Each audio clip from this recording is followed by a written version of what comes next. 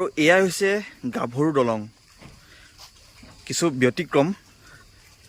গৌৰৱৰ কথাটোৱে হৈছে যে এইখন হৈছে অসমৰ ভিতৰত সৰ্ববৃহৎ আৰু প্ৰথমখন ফুটব্ৰিজ হয় আৰু লংগেষ্ট মানে এখন ফুটব্ৰিজ হয়। আৰু এয়া হৈছে বুঢ়ীদিহিং নদী। বুঢ়ীদিহিং নদীৰ ওপৰত এই যিখন বিশেষ দলং, আমি দলং বুলি ক'ব পাৰে, ফুটব্ৰিজ বুলি ক'ব পাৰে। নমস্কাৰ, মোৰ অন্য এটা ভিডিঅ'লৈ আপোনালোক সকলোকে পুনৰবাৰ স্বাগত জনাইছোঁ। আৰু মই আছোঁ তৈলনগৰী দুলীয়াজানত, আৰু দুলীয়াজানৰ 1 নং মহমাৰীত উপস্থিত আছোঁ। আৰু এই মহমাৰীতে এখন বিশেষ ফুটব্ৰিজ আছে, অসমৰ প্ৰথমখন ফুটব্ৰিজ, আৰু নাম হৈছে গাভৰু দলং। 1976তে এই যিখন ফুটব্ৰিজ নিৰ্মাণ কৰা হৈছিলে, আৰু ইয়াৰ দৈৰ্ঘ্য প্ৰায় 700 মিটাৰ, মুঠ খুঁটা 11টা। মই সবিশেষ আপোনালোকক ক'ম, দলংখন বা ফুটব্ৰিজখন দেখুৱাম। বলক ভিডিঅ'টো আৰম্ভ কৰোঁ। আৰু এয়া হৈছে গাভৰু দলং। কিছু ব্যতিক্ৰম।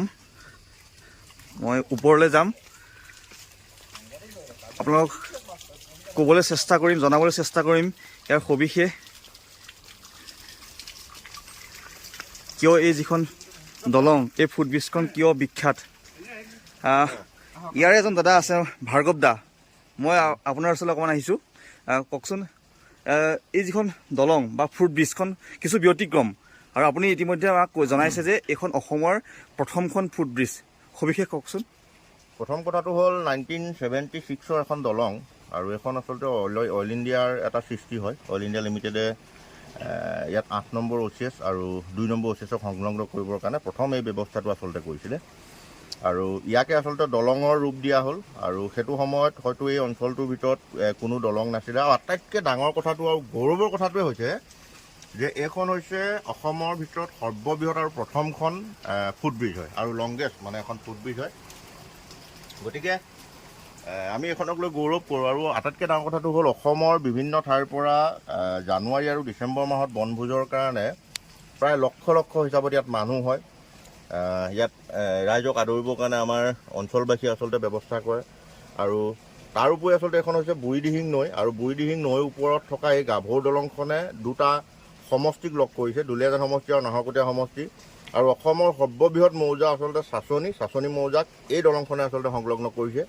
আৰু দুলীয়াজানলৈ বেপাৰ বাণিজ্যৰ কাৰণে অহা যোৱা কৰিবৰ বাবে নাহৰকটীয়া হৈ পিনি যিসকল মানুহ চাচনিৰ মানুহসকল নাহৰকটীয়া হৈ ঘূৰিব লগা হয়, প্ৰায় 30 কিলোমিটাৰ বাট, কিন্তু এই পথেদি যোৱাৰ লগে লগে প্ৰায় তেওঁলোকে 10-15 কিলোমিটাৰ মানে শ্বৰ্ট হৈ যায়। গতিকে সেইবাবে চাইকেল লৈ বা খোজকাঢ়ি এই পথেদি অহা যোৱা কৰে। আৰু এইখন দলং আচলতে, আৰু সেই সময়টোত দলংখন আচলতে খুব নতুন হৈ আছিলে, যিটো সময়ত মানে প্ৰথম বনাইছিলে, নতুন এটা বস্তু, নতুন এটা প্ৰজেক্ট, মানুহবিলাক আহে, বিভিন্ন ঠাইৰ পৰা চাবলৈ আহে।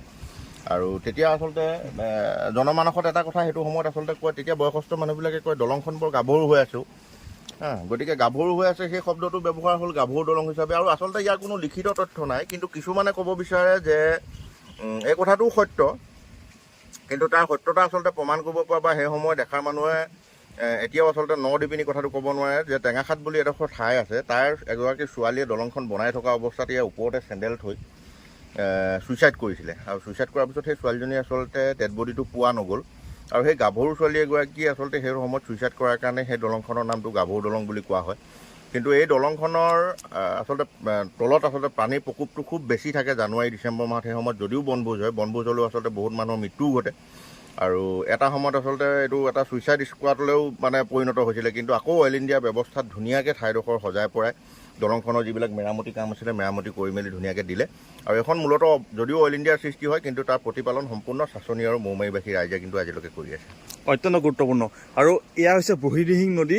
বুঢ়ীদিহিং নদীৰ ওপৰত এই যিখন বিশেষ দলং, আমি দলং বুলি ক'ব পাৰে, ফুটব্ৰিজ বুলি ক'ব পাৰে, এই ফুটব্ৰিজখন আছে। আৰু অসমৰ প্ৰথমখন বেছি দৈৰ্ঘ্যৰ এখন ফুটব্ৰিজ, প্ৰায় 700 মিটাৰ, নহয় জানো?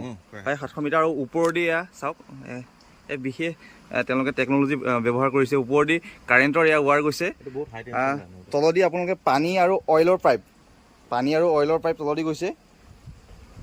আৰু মই আপোনালোকক দেখুৱাবলৈ চেষ্টা কৰিলোঁ। যদি ভিডিঅ'টো ভাল পাইছে, লাইক কৰিব, কমেণ্ট কৰিব, শ্বেয়াৰ কৰিব। Thank U.